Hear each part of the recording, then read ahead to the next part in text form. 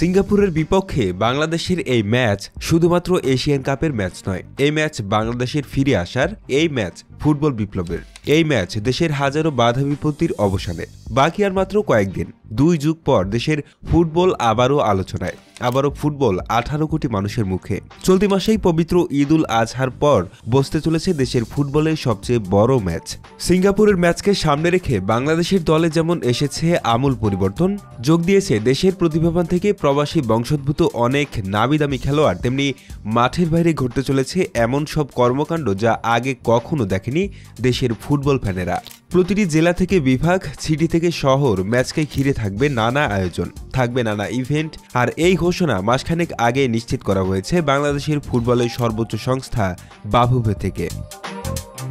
এই ম্যাচের টিকিট কিনতে যে বিড়ম্বনা পোহাতে হয়েছে দর্শকদের, সেই হ্যাসেলের 16 আনা উসুল হবে এবার। টিকিটের টাকা থেকে 90 মিনিটের ম্যাচ কিংবা ম্যাচের আগে ও পরে দারুণ উপভোগময় দিন পার করবে দেশের ফুটবল সমর্থকরা। ঈদের মাত্র 3 দিন পর হতে যাওয়া এই ম্যাচকে ঘিরে দর্শকদের যেমন আগ্রহের শেষ নেই, তেমনি দেশের ফুটবল সমর্থকদের আনন্দময় সময় উপহার দিতে কাজ করে যাচ্ছে বাফুফে। এদিন ম্যাচ দেখতে আসা দর্শকদের স্টেডিয়াম থেকে দূরে থাকবে পার্কিং ব্যবস্থা, দর্শকদের হেঁটে যেতে হবে স্টেডিয়াম পর্যন্ত। এছাড়া স্টেডিয়ামের বাইরে থাকবে নানা আয়োজন। ম্যাচ দেখতে আসা দর্শকদের জন্য থাকবে ফুটসালের ব্যবস্থা, জালে ঘেরা ছোট্ট পরিসরে দেখা যেতে পারে এই ইভেন্ট। থাকবে এক্সপেরিয়েন্স জোন, থাকবে ফুটবল প্র্যাকটিস করার জন্য গোলবার। এছাড়া খাবার ও পানীয়র ব্যবস্থার পাশাপাশি থাকবে বিভিন্ন চাইল্ড ইভেন্ট। বাংলাদেশ ফুটবল জেনারেশনের সহ সভাপতি ফাহাদ করিম বলেন, ওয়াকিং টু দ্য স্টেডিয়াম একটা এক্সপেরিয়েন্স ব্যাপার আছে, আমরা দর্শকদের তা দিতে যাচ্ছি। দর্শকরা হেঁটে হেঁটে স্টেডিয়ামে যাওয়ার পথে যেন আরও বেশি উপভোগ করতে পারে, তার জন্য আমরা বিভিন্ন জোন তৈরি করেছি।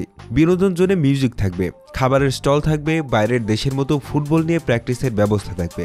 এছাড়া যারা পরিবার বাচ্চাদের নিয়ে আসবে তাদের জন্য আলাদা ব্যবস্থা করছি। আমরা নিশ্চিত করতে যাচ্ছি দর্শকরা যেন স্টেডিয়ামে যাওয়ার আগেই, ম্যাচ দেখার আগেই ফুটবলের এই বিপ্লবের আমেজ পেতে পারে। স্টেডিয়ামে বসে যারা খেলা দেখবে তাদের মাঠে প্রবেশ থেকে ম্যাচ ও ম্যাচের পরে উপভোগ করবে laser show, pre match, post match show. তবে যারা স্টেডিয়ামে বসে খেলা দেখার সুযোগ পাবে না, দূরে থাকা কিংবা টিকিট না পাওয়ার জন্য, তাদের জন্য থাকবে 8 জেলায় ফ্যানের ব্যবস্থা। বাফুফে সহ সভাপতি ফাহাদ করিম আরও বলেন, ফ্যানদের জন্য আমরা পুরো ম্যাচ জুড়ে ডিজের ব্যবস্থা করব। আপনারা জানেন ইউরোপীয় ফুটবল এত উপভোগ্য হওয়ার কারণ তাদের উন্নত মানের সাউন্ড সিস্টেম, লেজার লাইটিং। এর পাশাপাশি 2 জন হোস্টের সাথে থাকবে আরও 4 থেকে 5 জন কো হোস্ট। থাকবে ম্যাচ পরিচালনার জন্য 20টির বেশি ক্যামেরা।